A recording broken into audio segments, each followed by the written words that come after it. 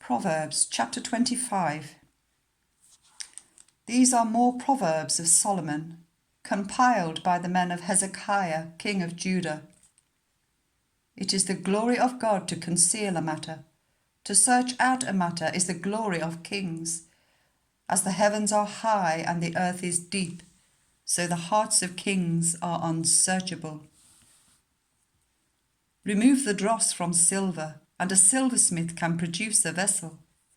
Remove wicked officials from the king's presence, and his throne will be established through righteousness. Do not exalt yourself in the king's presence, and do not claim a place among his great men. It is better for him to say to you, "Come up here," than for him to humiliate you before his nobles.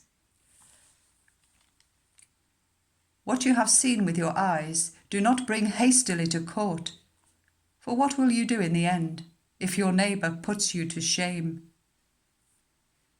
If you take your neighbour to court, do not betray another's confidence, for the one who hears it may shame you, and the charge against you will stand. Like apples of gold in settings of silver is a ruling rightly given. Like an earring of gold or an ornament of fine gold, it is the rebuke of a wise judge to a listening ear. Like a snow-cooled drink at harvest time is a trustworthy messenger to the one who sends him. He refreshes the spirit of his master. Like clouds and wind without rain is one who boasts of gifts never given. Through patience a ruler can be persuaded, and a gentle tongue can break a bone. If you find honey, eat just enough, too much of it and you will vomit.